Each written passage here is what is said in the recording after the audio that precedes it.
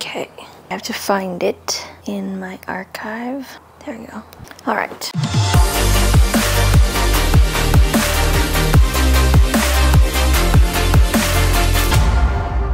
What's up everyone? Welcome back to my channel. Today's another cozy kind of Q&A slash prep breakdown for what's up and coming for the next couple of months for me. I know I went over it on Instagram, but I thought I would go more in depth here on my YouTube, just kind of sharing how I feel, some of my nervousness, as well as what I'm hoping and expecting from it all. So we'll jump right into that. We'll start with the Q&As first. Grab your water bottle for the Stairmaster, or watching this when you're doing an activity, whatever it is. Hopefully you guys enjoy this video, and let's get right into it. First question is, could you do a how to learn pull-ups? So I have posted this on my YouTube as well as my Instagram as well as my app. So there are 3 different places you can find it. I think also I put the same demo on my TikTok as well. So it's a reel. I'll post it like right here because it's easy for me to just access that and have that there. But if you guys are looking for more of an in-depth pull-up program, you can definitely check out my app. LittleTFitness.com is how you sign up for your 7-day free trial.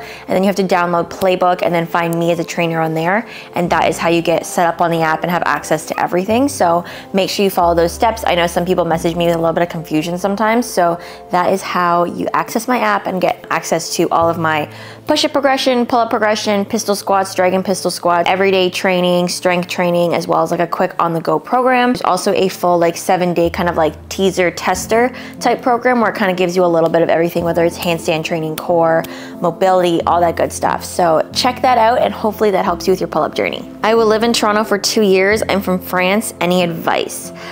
Okay, so I'm not actually from downtown Toronto. I've always been just slightly outside of the city. I've been around 20 minutes to 30 minutes outside of the city. I personally am not a city girl. I don't like paying for parking. I don't like going out. I don't like drinking. I don't like walking everywhere. I am someone who is just very used to small town vibes. Things are a little bit quieter. I drive everywhere pretty much, and I'm just used to that, and I get free parking. So living downtown Toronto, depending how old you are, I do know like the younger areas to live are more like Liberty Village. That's a really great area. Good food down there. Everything's pretty easily accessible. Another place that I was going to look at if I did live in Toronto was going to be more like Cabbagetown. Obviously, people who are from Toronto kind of know it a little bit better.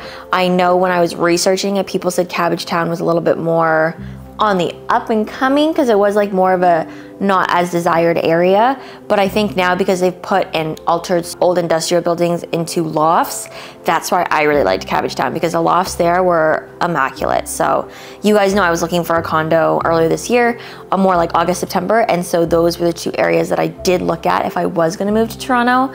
But I am so happy where I am in my condo. I absolutely love it. Is my hair naturally that long? Abso-frickin-lutely, okay? So one thing about me is I am so low maintenance. I can't do hair extensions, dyeing my hair, perms, or anything like that where there's like a little bit more maintenance to my hair.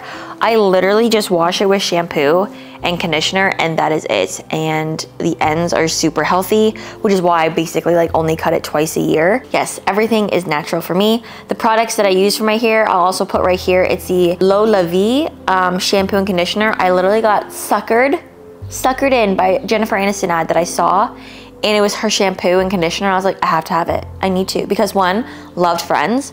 2, I just wanted something that was a little more luxurious in shampoo and conditioners, and I just really like the products and how they make my hair feel. And like overall, since I think I've been using it now for almost a month, I do feel like my hair does feel healthier and more luscious, which I love. And obviously the ends and everything are still super healthy. Am I going to do an event in Florida? Events for me will have to be put on a slight pause until end of November 2023, only because I'm going through prep over the next couple of months. So I do think that traveling while on prep is a little bit harder for me, and I really want to make sure going into this prep that I'm as serious as possible and gonna like produce the best results as possible. So for now, any in-person stuff, unless it is like a work-related trip already, probably will be put on hold in terms of workshops. I do know I will be in LA beginning of August and mid of July, so I potentially will post workshops around then. But in terms of other areas, that is unknown as of right now. How many years you have been training? I started my training journey when I was in university. It was my first year university. So I literally started out my journey just like everybody else in a small studio doing like banded workouts, bodyweight squats, all that stuff. We slowly graduated up into like the strength and conditioning area, worked out in the women's only area for the longest time, and then moved into like the free weight section, which was super intimidating for me. After university, I did my first amateur show, and that's when I got more serious into training, which was 2019. And then after 2019, I also got into calisthenics, and I've pretty much been there ever since, competing in calisthenics in July and actually going back to the bodybuilding world. Sorry, didn't mean to tap you guys. Going back into the bodybuilding world literally tomorrow is when my prep starts. So that's kind of my fitness journey. What is your favorite movie or TV show? TV show, if you guys know me, I watch Grey's Anatomy. I literally have watched Grey's Anatomy, I think 8 or 9 times over. Truth be told, it is more of like my anxiety show or my comfort show. I forget reading something online that basically said like when you rewatch a show over and over again, it's because it gives you comfort in knowing what's gonna happen. So I guess I should say that I've been in a really good mental place as of recently, because I haven't had the urge to rewatch Grey's Anatomy in probably a year and a bit. I think it's been 1.5 years, whereas I think almost before, like every single year, I would rewatch Grey's Anatomy over and over again, because again, I felt comfort in like knowing what's gonna happen. I knew the characters, there was no surprises, like, and I think that was like a psychological thing for me that I didn't even realize until I had read like a little blurb. So good news is we're doing great. And then in terms of movies, I like anything Marvel, and I also really like the John Wick movies. Yeah, The Last Dragon is one of my favorites. I think it's just such a feel-good movie and so cute. I really like those. So those are my top 3, kind of like a random bunch, but my top 3 movies and TV shows. Do you do any martial arts? Beautiful smile, by the way. Thank you. Fun fact, I had braces for like 3 rounds, so I'm so glad that you guys enjoy my smile, because I literally endured so much dental work. I'm still actually going to more dental work later in the year because I have to get my gums fixed. For anyone knows, receding gums.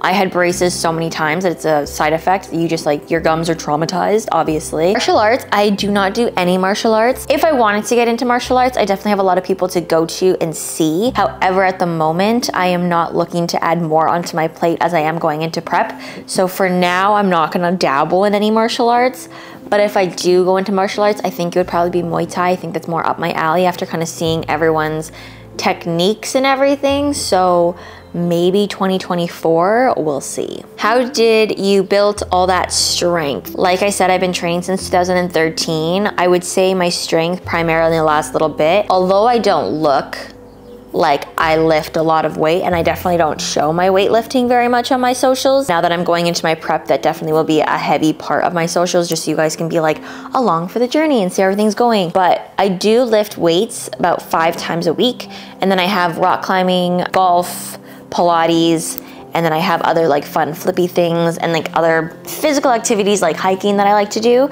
So I think for me, the reason why I'm such a strong person is because I kind of dabble in a lot of disciplines and kind of pull and take from each one. And my workouts are usually designed in more of a way that is functional. If you weren't a trainer working in fitness, what would you do? For university and obviously what I do now, in high school, I took a lot of media courses actually. So I did a graphic design course, I did 2 media arts courses, I did a photography class, and then another design class. So I did actually want to dabble in going into graphic design / photography, because I love taking pictures. I love designing things. It's funny that that's kind of like where my love used to be, and like now later, I hate designing my own thumbnails, literally hate it. So if you're someone who designs thumbnails, let me know. It's not that I don't like taking pictures anymore, it's that I don't have time to take pictures. So that's what I would probably be doing if I didn't do fitness right now. Do you drive a manual transmission car or automatic? Do you have any siblings? I drive an automatic car, because if I had to drive manual, I do not think I could. And I know so many people are like, oh my God, it's so great when a girl can drive manual. I won't be that girl. I'm gonna be an automatic girly for the rest of my life. And then in terms of siblings, I do have 3 older sisters. My 2 oldest sisters have kids, so I have 3 nieces, 1 nephew. And then my other sister has 2 beautiful, beautiful golden retrievers. I love them. Their names are Jax and Dinah, but they're my favorite doggos in the entire world. Where do you train? Do you do a meet and greet? So I literally just go all around the GTA / out of the side of the GTA.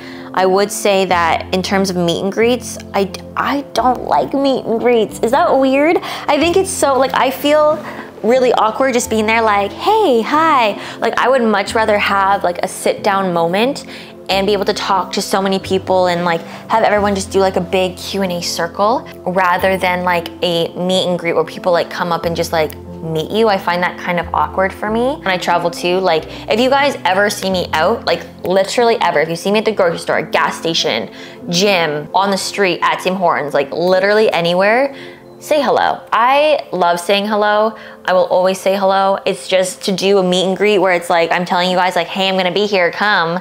I just feel more awkward. I love doing just like natural interactions. So again, if you guys ever see me in person, please say hi. Would love to say hi to you. It's one of my favorite things of getting to know the community because truthfully, like I say this all the time on my Instagram, socials and everything, is without you guys, I would literally not be here. I would not have the social media things that I have. I would not have the opportunity I have. You guys are literally the reason why I have the life that I do. So I wanna say a huge thank you, and any opportunity I can get to say thank you in person, I happily take that, and I am so open to saying hi in public. So please, please say hi if you guys see me. As a woman in the fitness industry, do you experience harassment through social media, and if so? So harassment, I definitely say I have, but I'm the kind of person where I'm fully okay just like blocking you and removing you as a person. I don't tolerate that on any of my social media accounts. I just don't want that kind of energy. So for me, I know someone had once messaged me in the DMs and said like some really like crude stuff. I literally say to people like that, I say, do not ever message me that ever again. And either they'll be like, oh my God, I'm so sorry, I didn't mean to disrespect you. Sometimes I guess people think it's like a compliment. Weird.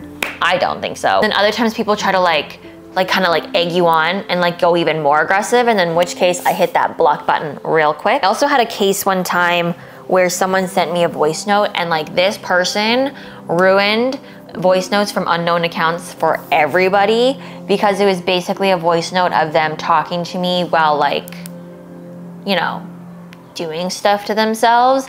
And I didn't clue in until I was listening, and I was like, I threw away, my phone went like across the room. I was disturbed. So I literally have never ever opened a voice note from a stranger ever again, because I never want to have that experience again. So sorry for anyone who sent me a voice note and I haven't replied. That is literally why. And I have gotten a couple unsolicited pictures. Why? That is my question. Why? What makes you think, and this goes for everyone who sends like a harassing type message to like us creators, when has that ever like worked for you? I would like literally like, when has being super aggressive in the DMs and sexual and whatever worked for you? Has anyone been like, yep, that's the one, he's the keeper, she's the keeper? Like, I just kind of find it a little weird. Those messages are few and far between, so I am very fortunate on that. But just wanted to touch on that. Don't send people weird messages. It's weird. We don't like it. Last question is, how are things now? Back to schedule, I would think. Have a good one, Little T. Take care. So things right now are feeling so much better. I think I shared about it in my Instagram March dumpy. February and March were a mentally challenging month for me. I had a couple changes happen, which I can talk about a little bit later, just because I know this YouTube video is already gonna be super long with all the Q&As that I've done. But March was a really tough month for me because I had a lot of things going on business-wise as well as personal. So that was the only month that I have actually ever felt like when I woke up in the morning, it was a harder time for me to like feel grateful and to feel excited for things. And I'm genuinely a very, very happy person. And so March was like a time where when I wasn't just genuinely just like in a good mood, happy and ready to do stuff, it was weird. And now in April, I definitely do feel a difference. I feel like one, the sun coming out, huge help. But two, I'm in a better place mentally in terms of understanding and appreciating and realizing my own worth in terms of business and again, in personal. So I feel like I'm doing a lot better. My schedule is a lot better. Entering into prep, I'm gonna be very scheduled, so I'm really excited for that. But yeah, I feel like I don't really talk about the negative side too much, or things that I go through that are a little bit more, you know, not as happy, I guess. But maybe I'll do a YouTube video on that. But I do know that I'm doing a lot better this month. So I appreciate you checking in, and hopefully you guys learned something during this YouTube video. But I do appreciate questions like that where people just ask like, how am I doing? So happy to report I'm doing a lot better, and hopefully you guys enjoyed this little Q&A section. Now, moving on to prep talk. Let's move on to some prep. Now it's time to talk about prep. So I competed back in 2019. I'll throw up a picture right here. It was a journey from that point until now. I would say when I was on prep, I was so motivated to do everything perfectly, because when I go into something, I want to make sure it's 100%. I was very fortunate to win my regional show, qualify for a national show, and then I won the national show and got my pro card. So I got my pro card at the Toronto Pro Show in 2019. And then I haven't competed ever since. So fast forward, it's now 2023. It's been a long 4 years. We've definitely gone through multiple different phases of life, as you guys know, from 2020 to 2021. It was a hard time in the gyms. So definitely competing during that time was not even in my mind. And in terms of just recovering from the body dysmorphia, the food relationship is just something that I needed time to do. I did feel like I felt guilty eating a lot of things, and I felt like I was like, okay, if I do this today, I have to do this tomorrow. And that's not a good way to think about eating food and working out and stuff. So I wanted to make sure that was all fixed first before heading into a prep. Body dysmorphia, I mean, it's a lot better now. I still look at myself like, a part of prep that I really, really hate is taking progress pictures. I do not like the way I look in a bikini, so having to take pictures from the front, side, back. First day I sent pictures to my coach, I was like, I don't even want to do prep anymore. I was like, I don't want to do this anymore. I can't do it. But we sent off the pictures, it was fine, and I got some really good feedback. I do think it's really important to find a coach for you that understands your insecurities, understands how you're motivated. And so Jody did exactly that. She gave me some great feedback that was positive and constructive, nothing that completely like tore me down emotionally, and nothing that like gave me a false reality type thing. So someone who is just very in tune, a really good coach, that's super important. I think too, Jody understands that I love to do other things other than bodybuilding. Like there's some bodybuilders where like this is their entire life, and I know bodybuilding isn't going to be my entire life, and I don't want it to be my entire life. I want it to be part of my life, and I still want to incorporate all the other parts of my life, especially in fitness, that I enjoy. So it's the golf, it's the rock climbing, it's the Pilates, it's my calisthenics training, it's my flips, it's hanging out with my friends. So making sure that I'm able to incorporate everything like that, that actually brings me a lot of joy. I think also when I prepped for my amateur show, I was very much alone at the time. And I didn't realize this because I thought I had good friends at the time. I thought that, but unfortunately, it just wasn't what it was made out to be. I did the entire thing on my own, and that's totally fine. I know a lot of people to prep on their own, so it's not like it was a bad thing, but I'm the kind of person that needs a little bit more support sometimes. So to not have that with my friend group was like really hard at the time, and something that made me kind of like really struggle through prep. I remember 2 weeks out from my regional show, I was like, I'm done. I'm not doing this. I don't even want to go for Toronto Pro. I just want to stop. Like I was so miserable. Luckily I didn't. And I know this time around, I have some of the best friends a girl could ever ask for, anyone could ever ask for. They are supportive through and through. They know my prep is coming up, and they understood that like, okay, this is Taylor's last weekend to like eat.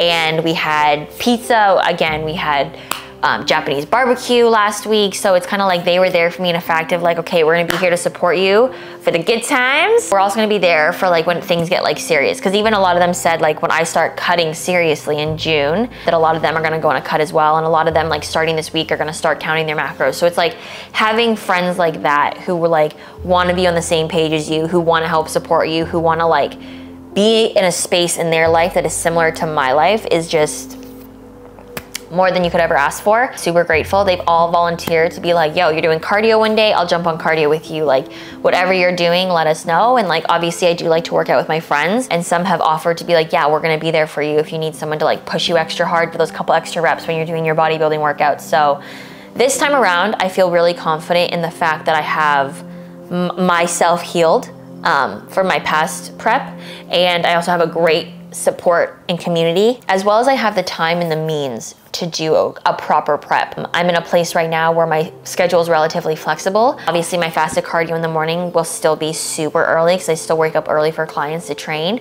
So I'll be doing fasted cardio at 4:30 a.m. once it comes time for that.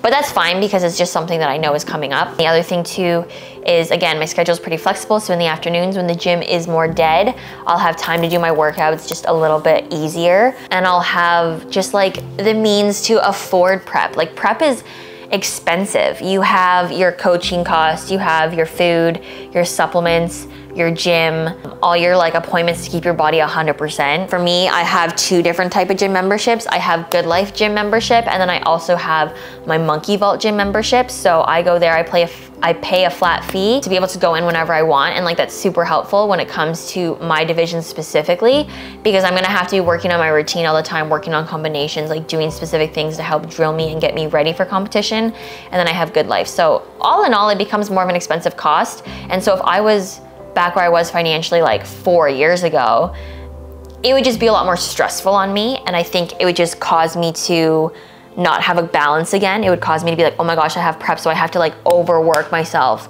to make sure that I feel comfortable financially. Whereas now, like I know I've put aside money for prep, I've planned it out, and I know that like I'll be okay. I can still maintain my same schedule. I can have the same balance up between my workouts and focusing on that, and then still have time to spend with friends, to spend with family. So yeah, that's kind of like where the whole idea of prep came into and why it's taken me so long. I just had to make sure that I was ready in so many different verticals for this prep, and I'm really excited for it. I'm also really nervous for it. I feel like because I had such a successful amateur year, doing a pro debut, I do feel a little bit more nervous. Obviously physique-wise, because I am gonna be a full natural athlete. Physique-wise, I will be a little bit smaller. A lot of these girls have been competing for years. The natural girls, which is the girls who aren't natural, have been competing for literally years and have been in the sport a lot longer than I have. So obviously their training style and their physiques are a lot more developed than mine are. But fortunately for our event or our category, it's 70% towards the routine, which is all the flips and everything that I do, which I am super stoked to choreograph.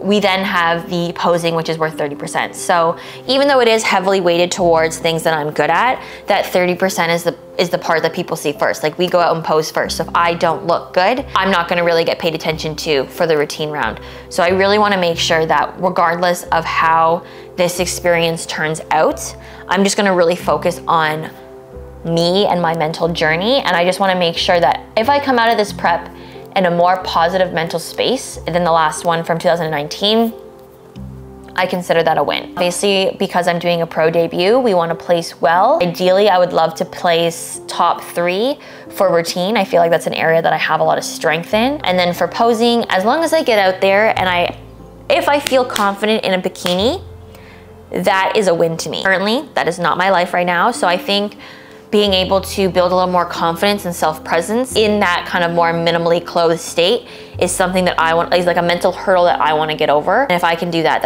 I will consider any part of this a success. My standards are obviously to try my best. Every single day when I go into a workout, I want to have the mindset of that winning mentality of what would first place do right now. Like what is someone who has been conditioned in the sport, who's going for first place, like what would they do? How would they do this workout? How would they prep their meals? How would they structure their day? And I just want to make sure that I'm going into this putting in my absolute best foot forward. Whatever happens from there, I'm super happy with. That is it for prep for bodybuilding. Prep for calisthenics, I've been basically training with Mike since, I would say January, I think we started up, so about 3 months. I'm on my 3rd phase of training, and I do find like my overall strength has just been amazing with Mike. I couldn't even do a like 30-pound pull-up before, whereas now I'm doing 45 pounds, which is 15 pounds heavier. In terms of dips, I never really worked dips heavily, but I can now do basically my body weight in dips. I can pump out 30 dips easy, and I feel really good about that. My push-ups are strong, and so training with Mike has been a great up in my calisthenics game, and competing in that in July. I know I'm going against people in the States who are absolutely monsters, and again, my goal is to not go in and like dominate. Like I don't want to be like, I'm gonna come in first, because I'm realistic. I know that I'm not going to. I know that there's certain areas that I'll definitely place well in. So dips and push-ups, I expect myself to do decently well there. Pull-ups, I do not expect myself to do well there. Honestly, my pull-up game is getting better, but it's still weaker. So as long as I go into this calisthenics competition calm, cool, and collected, prepped, and that I feel good, I will be happy. And as long as I beat my personal PRs, which is 105 consecutive push-ups, 47 dips, and 15 pull-ups, I will be happy with that. I'm competing against myself. I'm competing for myself, and that's the kind of things I'm looking for. Encompassing prep in general for both of them, I am doing everything for me, and that's how I'm gonna judge my results as well. I'm not gonna be like, oh my gosh, I didn't place very well, so obviously I did terrible. That's not it at all. It's more of as long as I do my best and prep myself in the best way possible, and perform the best I can that day, I will be extremely happy with myself. And I think it's a great challenge for me. I haven't been in a competition type setting since 2021, I believe. So I've had a good year off, 2022, going back into it 2023. In terms of calisthenics competition, bodybuilding was back in 2019. So we are ready, we are excited. I'm gonna do a weekly vlog, I think, just kind of catching you guys up on everything, how everything's going. Obviously, as the months go by, things will get a little bit harder, but I'm really excited for it. And I honestly, just in my mind, I'm just trying to do this for myself. I'm trying to come out of both of these competitions better than when I went into them. And that's my main goal. So that is it for today's video. Hopefully you guys enjoyed it. Hopefully you guys learned a little bit more about me in that Q&A section and learned a little bit more about my prep and what I'm getting ready for. And have a great rest of your day. And I will see you guys next time. If you guys like this video, make sure to like, subscribe, and comment. Bye.